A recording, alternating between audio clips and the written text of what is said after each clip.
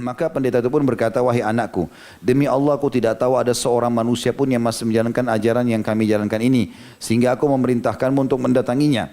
Akan tetapi telah tiba padamu sebuah zaman. Sekarang ini saatnya di mana seorang nabi akan diutus dengan membawa ajaran Ibrahim. Lalu aku berkata kepada mereka, maukah kalian membawaku ke Jazirah Arab atau Tanah Arab? Sebagai imbalannya aku akan memberikan kepada kalian semua sapi-sapi dan kambing-kambingku ini. Maka mereka menjawab, iya. Lalu aku memberikannya kepada mereka dan mereka pun membawaku bersama mereka. Hingga bila mana tiba di Wadi Al-Qura. Mereka berbuat zalim kepadaku dengan menjualku kepada seorang Yahudi sebagai budak.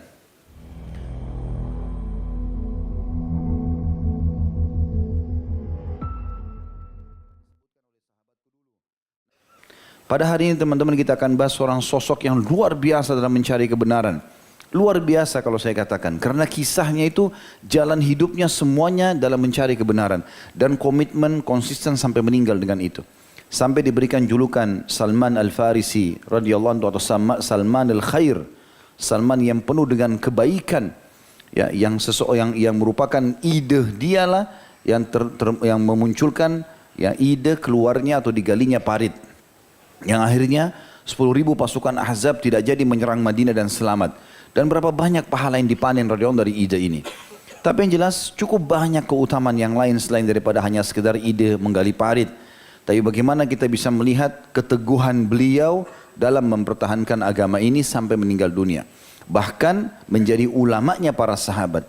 Tidak jarang di antara sahabat banyak bertanya hukum kepada Salman Al-Farisi padahal dia bukan dari turunan Arab. Dan dia harus belajar bahasa Arab dulu, baru dia bisa mempelajari kitabullah, mempelajari sunnah-sunnah Nabi SAW. Maka setelah itu pun dia tetap komitmen dan dia tetap mendalai menekuni sampai menjadi ulamanya para sahabat. Salman teman-teman sekalian memiliki nama karena dia asal dari Persia, maka dia katakan Salman Al-Farisi. Faris maksudnya dari negeri Persia. Maka nama dia memang nama-nama orang wilayah sana.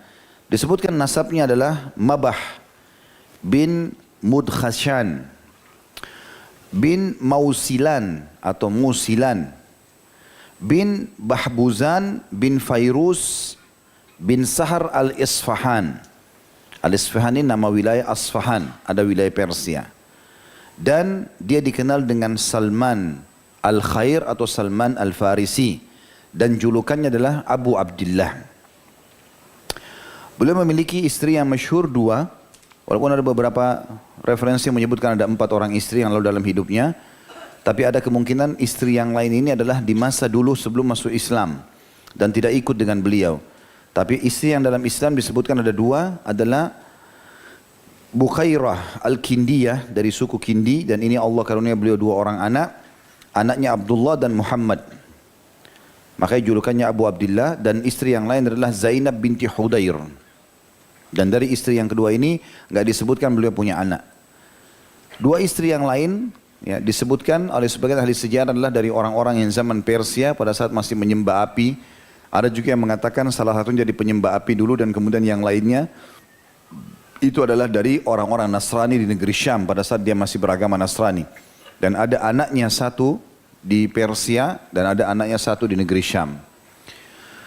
Beliau lahir di tahun lahir ini tidak disebutkan tahunnya, tapi tahun wafatnya itu disebutkan tahun 36 Hijriah.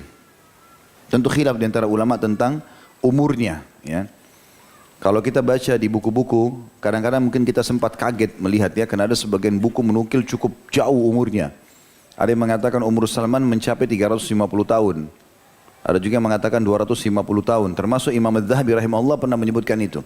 Tapi Imam Adz-Dzahabi meluruskan di buku yang lainnya bahwasanya itu adalah sesuatu dinukil yang tidak punya sanad. Maka beliau mengatakan umur yang tepat adalah sekitar 70 tahunan pada saat wafat radhiyallahu anhum. Baik, kita akan mulai teman-teman sekalian dengan kisah bagaimana seorang pencari kebenaran ini memulai hidupnya. Setelah pembebasan Madain, ibu kota Persia, di zaman Umar bin Khattab, dan kebetulan Salman Al-Farisi salah satu dari prajurit atau kesatria utamanya Umar bin Khattab radhiyallahu anhu ajma'in. Maka dia pun memiliki sebuah tempat di sana. Kemudian di depan rumahnya dia bercerita. Dikelilingi oleh banyak sahabat dan juga tabi'in. Ridwanullahi alaihim, dan mulailah dia menceritakan kisahnya yang luar biasa. Dan ada alasan kenapa dia menceritakan kisah-kisahnya. Kadang-kadang dia ditanya oleh para sahabat, kadang-kadang juga memang dia menceritakan secara langsung. Dan dia menjelaskan.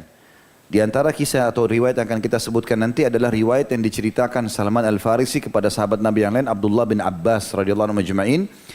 Dan itu Ibnu Abbas tidak menanyakan, tapi Salman menceritakan.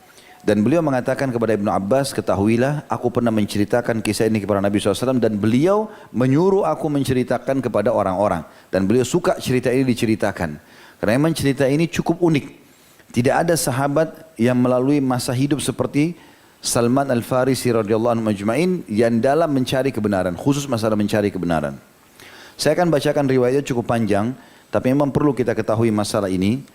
Salman berkata kepada Abdullah bin Abbas radhiyallahu anhu majma'in, dan juga kepada sahabat-sahabat Nabi yang lain yang ikut ke Persia pada saat itu dengan beberapa tabi'in. Aku adalah seorang lelaki Persia dari penduduk Asfahan. Jadi ada wilayah sampai sekarang masyhur, kota Asfahan, tepatnya penduduk salah satu kampung Asfahan yang bernama Ji, seperti itu saja, Ji, ya. Ayahku adalah kepala kampung di situ atau kepala suku, dan aku adalah makhluk Allah yang paling dicintainya. Begitu besarnya cintanya kepadaku sampai-sampai ia mengurungku di rumah, layaknya seorang gadis perawan yang dipingit. Lalu aku bersungguh-sungguh dalam mempelajari agama Majusi, penyembah api, hingga menjadi orang yang mengurusi api sesembahan dan menyalakannya tanpa membiarkannya padam walau sesaat pun, dan ayahku memiliki lahan yang besar. Sampai sini saya tanggapi dulu. Jadi sebagian buku juga menukil kalau ayahnya Salman memang adalah pendetanya Majusi. Dia memang penyembah api dan dia mengkader anaknya untuk menjadi itu, supaya anaknya tidak terpengaruh dan hanya fokus di situ, maka dikurunglah di rumah. Dan kerjanya hanya ikut sama ayahnya setiap hari pergi ke tempat pembakaran api, dia bakarin, ditambahin kayu bakar supaya lebih besar, kemudian menerima tamu-tamu yang untuk menyembah api tersebut. Lalu kemudian dia katakan, suatu hari ayahku sempat sibuk di bangunan miliknya, lalu berkata kepadaku, wahai anakku, sesungguhnya aku sibuk dengan pembangunan gedung ini atau gedung hari ini, mau bangun bangunan, hingga tidak sempat mengurusi lahan milikku. Ada lahan luas, ada kebun-kebunnya, ada hewan-hewan ternaknya.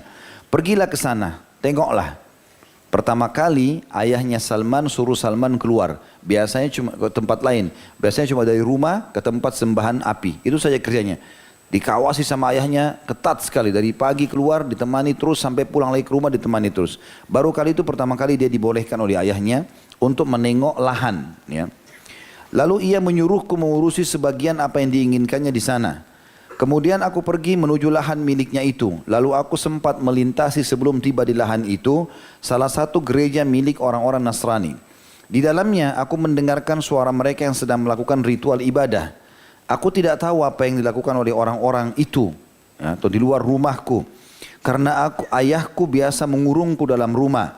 Tak kala aku melintas dan mendengar suara mereka, maksudnya orang-orang Nasrani tadi, aku menemui mereka untuk melihat dari dekat apa yang sedang mereka lakukan. Tak kala melihatnya bergabung masuk ke dalam gereja, ritual mereka itu membuatku kagum.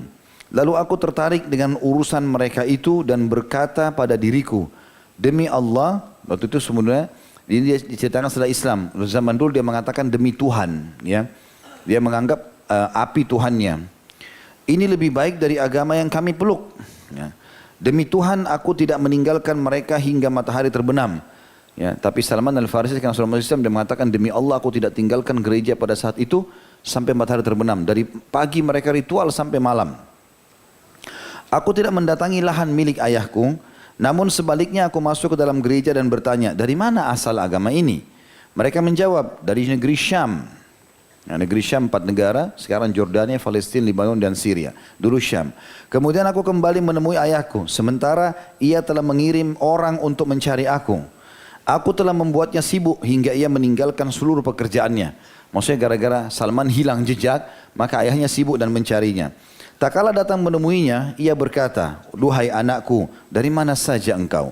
Bukankah aku telah memerintahkan kepadamu melakukan apa yang telah aku perintahkan itu?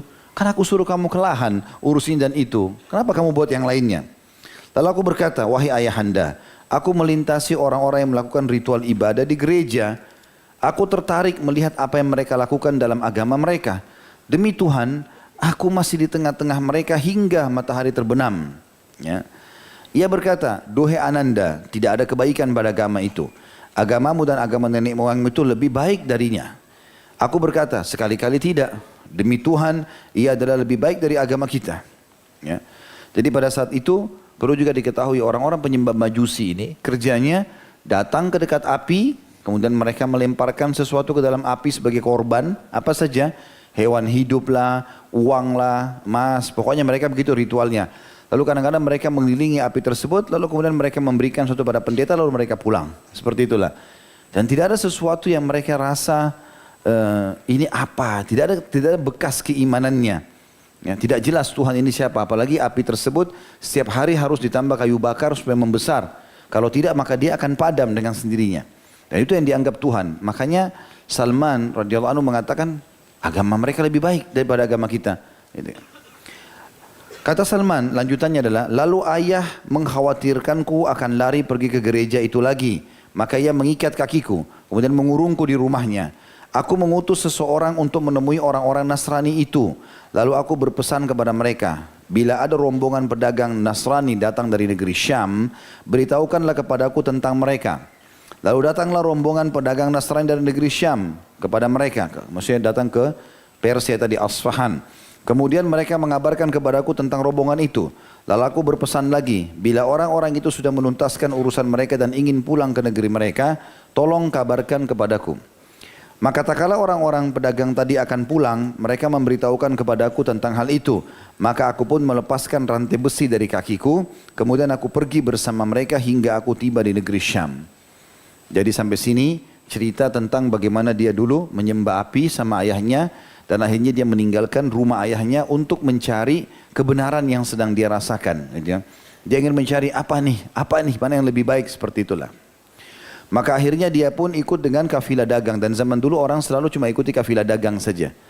Ya, kalau orang mau safar kemana-mana, keluar kota, keluar negeri, mereka harus cari ada kafilah dagang enggak? Orang-orang pakai unta, pakai kuda, nanti berapa banyak mereka ikut, nanti mereka bayar kepada kafilah tersebut. Kafilah itu biasa punya pengawal-pengawal, kalau ada perampok mau merampok, maka dilawan, seperti itulah. Maka orang banyak bawa dagangannya, bawa keluarganya pindah dari kota ke kota lain. Tidak ada cara lain pada zaman itu. Orang kalau safar sendiri itu terlalu berani gitu. Maka mereka harus ikuti kafilah. Ketika tiba di negeri Syam, sekarang sudah tiba ke negeri Syam, dia jalan. Aku bertanya, siapa pemeluk agama ini yang paling baik? Langsung bertemu orang Nasrani, dia menganut agama Nasrani, lalu dia mengatakan, siapa pemeluk agama ini yang paling baik? Kalau kita siapa yang paling soleh, yang paling pintar, yang paling alim? Maka mereka mengatakan uskup di gereja, ada pendeta di gereja paling besar di negeri Syam pada saat itu. Maka aku datang kepadanya seraya berkata, aku tertarik dengan agama ini dan ingin tinggal bersamamu untuk mengabdi kepadamu di dalam gerejamu. Aku ingin belajar dan melakukan ritual ibadah bersamamu. Maka uskup itu pun berkata, masuklah. Lalu aku masuk bersamanya. Rupanya, kata Salman, ia adalah seorang lelaki yang buruk. Ia menyuruh jemaahnya untuk bersedekah dan menyemangati mereka untuk melakukannya. Lalu apabila mereka sudah mengumpulkan untuknya sejumlah barang dari sedekah itu, ia menyimpannya untuk dirinya sendiri dan tidak membagikan kepada orang-orang miskin. Hingga ia berhasil mengumpulkan 7 kilal atau 7 peti besar, ya, tempayan, emas dan perak.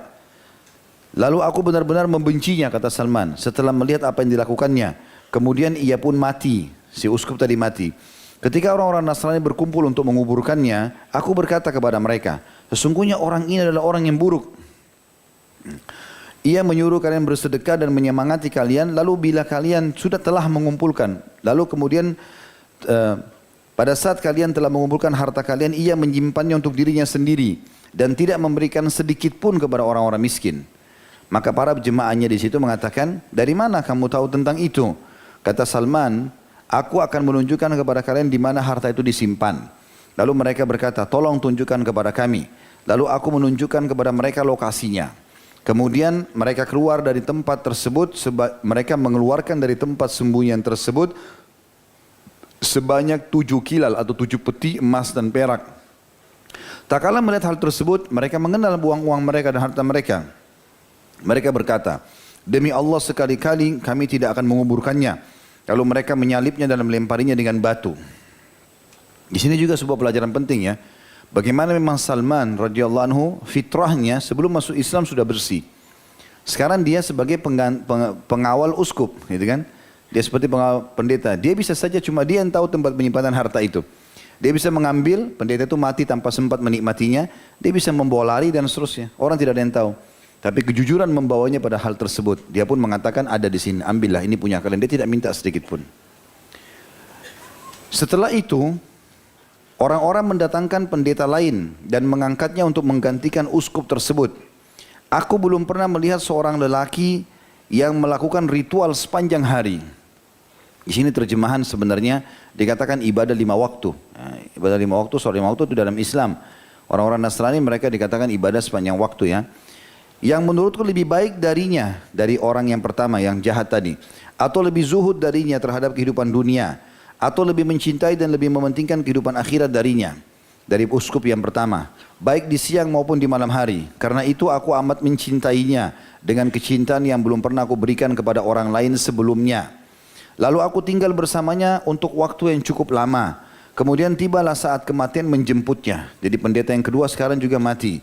Lalu aku berkata kepadanya sebelum ia meninggal, wahai fulan, sesungguhnya aku telah bersamamu dan aku mencintaimu dengan kecintaan yang belum pernah aku curahkan kepada orang lain sebelummu. Seperti yang kau lihat saat ini telah datang kepadamu ketentuan Allah. Kau sudah sakit keras dan akan mati. Maka kepada siapa engkau wasiatkan agar aku mengikutinya? Lalu apa yang engkau perintahkan kepadaku? Maka pendeta itu mengatakan, wahai anakku, demi Allah aku sekarang tidak tahu siapa yang masih menjalankan agama sepertiku. Orang-orang telah mati, lalu merubah dan meninggalkan kebanyakan ajaran yang dulu mereka amalkan. Kecuali seorang laki-laki di Mosul. Dan Mosul nama sebuah kota di Irak. Ya. Dan dia jauh ini. Jadi perlu kita ketahui ya, kalau misalnya handphone ini digambarkan Jazirah Arab. Maka di utara Jazirah bagian atas itu negeri Syam, ya. Palestina, Jordania, Lebanon, Syria. Irak itu ada di timurnya, ya. Perjalanan jauh ini. Perjalanan bisa 1 bulan pakai kuda pada zaman itu, jauh sekali. Apalagi Mosul ini salah satu kota terpencil di Irak. Jadi daerah timur, dia dari utara ke daerah timur. Tapi pendeta ini bilang, saya tidak tahu lagi ada orang yang saya bisa rekomendasikan kecuali satu orang pendeta seperti saya yang mungkin dia masih soleh, masih baik. Dia menjalankan apa adanya yang tersebutkan dalam Injil.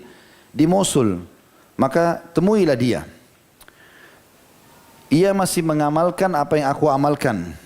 Tak kala orang itu mati dan selesai dikuburkan, kata Salman, aku menemui orang yang tinggal di Mosul itu. Berarti ini sekarang pendeta yang ketiga. Ketika bertemu aku berkata kepadanya, wahai fulan, sesungguhnya si fulan yang ada di negeri Syam telah berpesan kepadaku saat menjelang ajalnya agar aku menemuimu. Lalu memberitahukan kepadaku bahwa engkau masih menjalankan ajaran agama seperti dirinya. Orang itu berkata kepadaku, tinggallah bersamaku. Maka aku pun tinggal bersamanya. Aku mendapatinya sebagai sebaik-baik orang yang masih menjalankan ajaran agama sebagaimana temannya. Berarti pendeta kedua baik seperti pendeta ketiga sama dengan pendeta kedua. Yang satu tadi kan memang jahat mengambil orang-orang gitu ya. Selang beberapa lama ia pun mati. Pendeta yang ketiga sekarang mati. Tak kala maut akan menjemputnya, aku berkata kepadanya, wahai fulan, sesungguhnya si fulan telah berpesan kepadaku agar mengambil agama darimu. Kemudian ia memerintahkanku untuk menemuimu. Sekarang telah tiba sebagian dari ketentuan Allah sebagaimana yang engkau lihat. Karena itu kepada siapa engkau berpesan agar aku menemuinya? Dan apa perintahmu kepadaku? Ia menjawab, wahai anakku, demi Allah aku tidak mengetahui ada orang yang masih menjalankan ajaran agama sepertiku. Kecuali seorang laki-laki yang berada di Nasibain, yaitu si fulan, maka temuilah dia. Nasibain juga di negeri masih Persia, ya. Sekitar dekat Persia, maka dia bilang pergilah ke sana. Masih masuk wilayah Irak tapi di pesisiran. Temui dia. Ini berarti sudah pendeta yang keempat ditemuinya. Tak kala ia mati dan selesai dikuburkan dari pendeta yang ketiga ya. Aku pun pergi menemui pendeta yang keempat yang di Nasibain itu. Lalu aku datang kepadanya dan mengabarkan kepadanya berita tentangku dan apa yang telah diperintahkan tentang temanku. Ia berkata, baiklah, tinggallah bersamaku. Aku pun tinggal bersamanya dan mendapatinya sebagai orang baik dan taat beragama.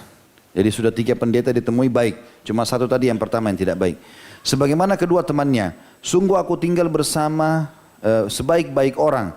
Demi Allah tak lama setelah itu ia pun dijemput oleh kematian. Tak kala ajalnya menjelang datang, aku berkata kepadanya, wahai fulan, sesungguhnya si fulan telah berpesan kepadaku agar menemui si fulan. Nah, kemudian si fulan berpesan kepadaku agar menemuimu. Lalu kepada siapa engkau berpesan agar aku menemuinya dan apa yang engkau perintahkan kepadaku? Maka pendeta itu menjawab, wahai anakku, demi Allah kami tidak mengetahui ada seseorang yang masih menjalankan agama seperti kami ini agar aku dapat memerintahkanmu untuk menemuinya selain ada seorang laki-laki di daerah Amuriyah. Nah, juga masih di wilayah sekitar situ. Sesungguhnya ia masih dalam kondisi yang sama dengan kami. Jika engkau mau, datangilah ia, sebab dia atau ia menjalankan apa yang kami jalankan. Tak kala orang itu meninggal, pendeta yang keempat meninggal, maka dan dikuburkan, aku menemui orang yang di Amuriyah, berarti pendeta yang kelima sekarang. Ketika bertemu aku kabarkan kepadanya tentang diriku, maka ia berkata, tinggallah bersamaku. Lalu aku pun tinggal bersama orang yang berada di atas petunjuk dan ketaatan beragama seperti para sahabatnya. Dia sudah ada 5 pendeta, 4 orang baik-baik, cuma 1 yang pertama tadi yang buruk. Kemudian aku bekerja hingga memiliki sejumlah sapi dan kambing. Lalu tibalah ajalnya si pendeta yang kelima tadi. Ketika ajalnya tiba, aku berkata kepadanya, wahai fulan, sungguhnya aku dulu bersama si fulan. Lalu dia berpesan kepadaku agar menemui si fulan yang berada di Mosul. Kemudian dia berpesan kepadaku agar menemui si fulan yang berada di Nasiban atau Nashibain.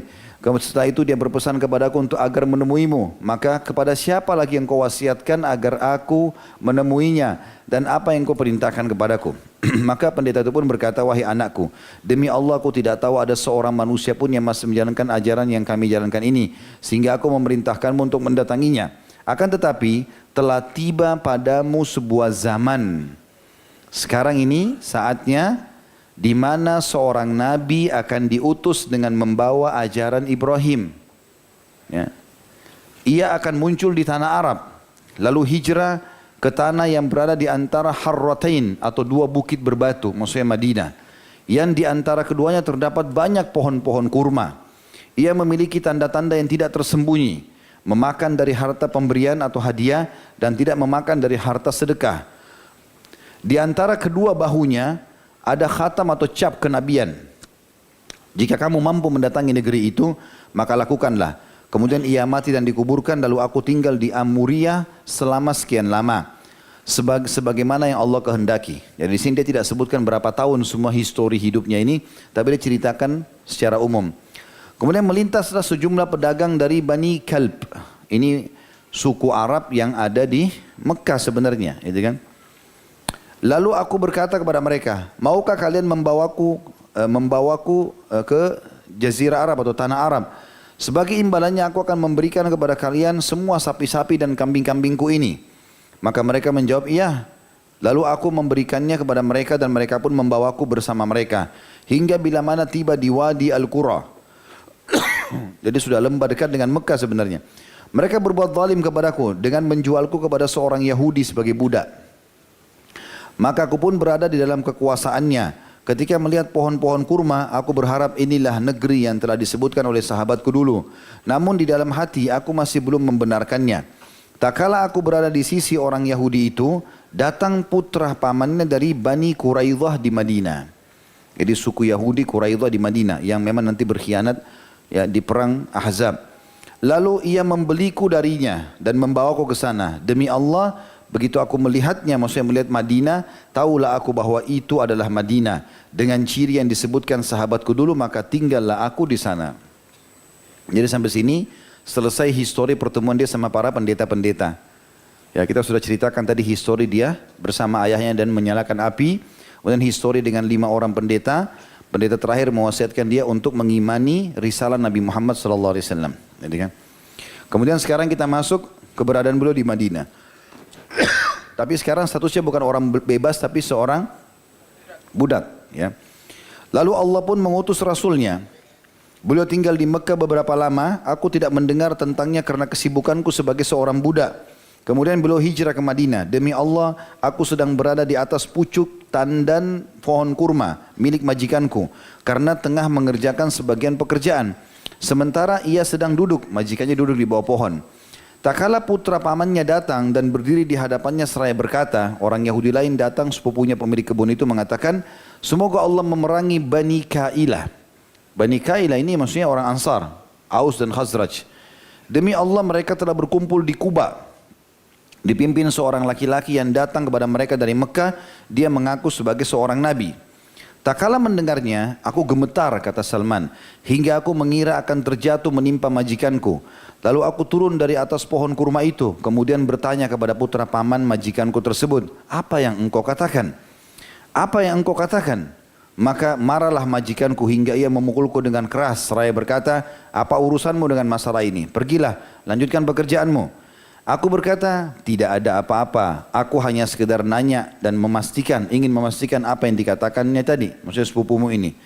Aku memiliki sesuatu yang telah aku kumpulkan, maksudnya dari makanan-makanan.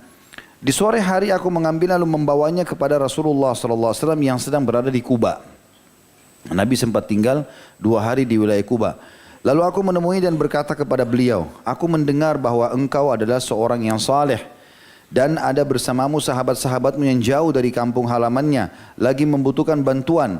Ini ada sesuatu dariku sebagai sedekah. Di sini ada maksudnya Salman. Kenapa dia katakan sedekah? Karena dia mengingat pendeta terakhir yang mewasiatkan dia ketemu dengan Nabi SAW. Dia bilang, Nabi itu tidak makan sedekah, tapi dia mengambil hadiah. Kapan orang bilang sedekah, Nabi nggak akan makan. Tapi kalau dia bilang hadiah, maka Nabi makan. Sengaja dia mengatakan ini sebagai sedekah. Aku melihatmu lebih pantas mendapatkan daripada orang lain. Lalu aku mendekatkannya kepada beliau. Kemudian beliau berkata kepada para sahabatnya, makanlah. Tetapi beliau sendiri menahan tangannya dan tidak makan. Aku lalu berkata dalam hatiku, ini adalah tanda pertama. Kemudian aku meninggalkannya. Lalu aku kembali mengumpulkan makanan lagi, sesuatu dari makanan. Setelah itu Rasulullah SAW 2 hari kemudian pindah ke kota Madinah. Karena Kuba waktu itu masih dianggap di luar Madinah. Masuk ke Madinah untuk membangun Masjid Nabawi. Kemudian aku membawa sesuatu untuknya seraya berkata, sungguhnya aku melihatmu tidak memakan dari harta sedekah. Dan ini hadiah sebagai penghormatanku kepadamu. Ternyata Rasulullah SAW berkenan memakan atau makan darinya dan menyuruh para sahabatnya ikut makan bersamanya. Aku berkata dalam hati, ini adalah tanda yang kedua. Kemudian aku datang kepada Rasulullah SAW saat beliau berada di Baqi Al-Gharqad, atau di kuburan para sahabat atau penduduk Madinah, yang namanya Baqi. Beliau mengantarkan jenazah salah satu sahabatnya. Beliau memakai 2 buah mantel miliknya dan duduk di tengah para sahabatnya. Lalu aku memberikan salam kepadanya, kemudian aku memutar ke belakang untuk melihat punggung beliau. Apakah aku dapat melihat khatam atau stempel atau cap seperti yang disebutkan oleh sahabatku? Maksudnya uskup tadi itu pendeta yang terakhir. Tak kala Rasulullah SAW melihatku berputar atau memutar ke belakangnya, tahulah beliau bahwa aku sedang menyelidiki dan mencari kepastian tentang sesuatu yang disebutkan kepadaku. Maka beliau menurunkan selendangnya atau mantelnya dari punggung beliau, sehingga aku melihat khatam itu. Maka tahulah aku siapa dia, lalu aku mendekap seraya menciumnya dan menangis. Dan pada saat itulah Salman syahadat. Ya. Maka Rasulullah SAW berkata kepadaku, beranjaklah. Lalu aku pun beranjak. Lalu mengisahkan kepadanya tentang kisahku sebagaimana aku ceritakan kepadamu wahai Ibnu Abbas. Salman melanjutkan, maka Rasulullah SAW suka bila para sahabatnya mendengarkan hal itu. Jadi kenapa tadi kita baca panjang lebar juga ini? Karena kita ingin menjalankan sunnah Nabi SAW, memang menyuruh menceritakan kisah Salman. Ya. Kemudian Salman mengatakan setelah itu, aku pun sibuk dengan kewajibanku sebagai budak hingga perang Badr dan perang Uhud bersama Rasulullah SAW terlewatkan olehnya. Dia tidak bisa ikut karena sibuk menjadi budak. Salman berkata, kemudian Rasulullah SAW menemuiku setelah Uhud. Lalu berkata di tahun 3 Hijriah, Katib ya Salman, buatlah perjanjian pembebasan dari majikanmu, wahai Salman. Istilahnya mukatabah. Lalu aku membuat perjanjian pembebasan dengan majikanku, tetapi dia seorang Yahudi yang tamak. Dia meminta agar aku kalau mau bebas membayar 300 pohon kurma.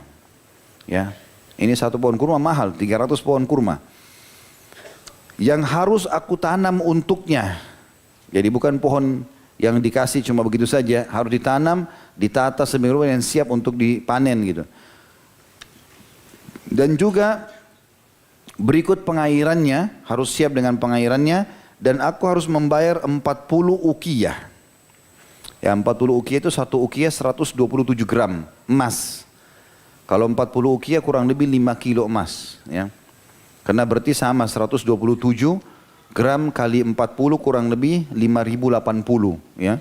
5080 gram berarti sekitar 5 kiloan emas. Lalu Rasulullah SAW, Allah aku sampaikan kepada Nabi SAW, dan Rasulullah SAW berkata kepada para sahabatnya, bantulah saudara kalian ini. Maka mereka para sahabat rame-rame membantuku dengan pohon kurma. Ada yang menyumbang 30 bibit kurma siap tanam. Ada 20, ada 15 dan ada yang menyumbang 10. Masing-masing orang sesuai dengan kemampuannya. Hingga terkumpullah untukku 300 bibit pohon kurma. Maka Rasulullah SAW berkata, idhab ya Salman, fafakkir laha, fa'idha farakta fa'tini akunu ana adha'uha biyadayya. Pergilah menggali lubang untuk pohon-pohon itu, hai Salman. Ajak beberapa orang sahabat ini. Bila telah selesai kalian gali, ya, nanti aku, kata Nabi SAW, yang datang menancapkan sendiri dengan tanganku pohon-pohon kurma itu. Karena tadi kan syaratnya Yahudi 300 pohon harus yang layak untuk dipanen nantinya. Begitu ditancap harus subur. Ya, jadi Salman akan bebas kalau pohon itu menjadi subur dan siap nanti untuk berbuah. Lalu aku menggali lubang untuk pohon-pohon itu, sedang para sahabat membantuku. Hingga bila aku telah selesai mengerjakannya, aku datang kepada beliau lalu mengabarkan kepadanya, kepada Nabi SAW. Maka Rasulullah SAW keluar bersamaku ke tempat pohon-pohon itu. Lalu kami mendekatkan kepadanya bibit-bibit pohon kurma. Kemudian Rasulullah SAW meletakkannya di dalam lubang dengan tangannya sendiri. Alaihissalam. Ini terjadi mukjizat ya. Karena Nabi SAW diiringi dengan mukjizat yang cukup banyak. Di antara mukjizat Nabi SAW adalah berbuahnya 300 pohon kurma yang diniatkan Salman untuk membebaskan diri dari keterbudakan. Kata Salman, demi zat yang jiwa Salman berada di tangannya, maksudnya demi Allah, tidak satu pun dari bibit pohon-pohon itu yang mati. Dengan begitu, aku telah menjalankan perjanjian menanam pohon kurma dan tinggallah masalah uang. Setelah itu, tadi kan diminta uang 40 ukiyah ya. 1 ukiyah sekitar 127 gram emas. Sekitar 5080 gram emas. Jadi 5 kiloan lebih sekian. Setelah itu Rasulullah SAW datang membawa emas seperti telur ayam besarnya dari rampasan perang, salah satu peperangan. Lalu berkata, apa yang dilakukan orang Persia yang mengadakan perjanjian pembebasan? Nabi SAW tanya kepada para sahabatnya. Lalu aku dipanggil oleh para sahabat beliau untuk hal itu. Dan beliau berkata, ambillah ini dan bayarlah kewajibanmu wahai Salman. Maka aku berkata, wahai Rasulullah, apakah ini bisa dibandingkan dengan kewajiban hutang yang harus aku tunaikan? Karena emas seperti telur ayam kecil yang dia harus bayar 5 kilo. Ya paling berat pun kalau sangat berat dengan seberat itu paling setengah kilo ya. Ini harus 5 kilo. Maka Salman heran, ya Rasulullah, apa bisa ini membayar 40 ukiyah emas tadi? Maka Nabi SAW mengatakan, ambillah. Sesungguhnya Allah yang maha suci dan maha pemurah akan menyelesaikan kewajibanmu. Lalu aku mengambilnya kemudian menimbang sebagian untuk mereka. Demi zat yang jiwa Salman berada di tangannya. Emas itu tiba-tiba senilai dengan 40 ukiyah. Jadi emas itu belum pernah ada emas sekecil itu, ukurannya 5 kilo. Tapi pada saat ditaruh di timbangan oleh Yahudi menjadi 5 kilo sebagai mujizat dari Nabi SAW. Maka aku bayar lunas hak mereka, lalu aku pun dimerdekakan. Selanjutnya aku ikut serta dalam perang Khandak bersama Rasulullah SAW. Kemudian setelah itu tak satu pun peperangan terlewatkan olehku. Ini semua yang panjang lebar disebutkan oleh Imam Ahmad rahimahullah di dalam musnad beliau di jilid 5 halaman 441 dan Ibnu Sa'ad dalam kitab At-Tabaqat di jilid 4 halaman 53 dengan sanad hasan.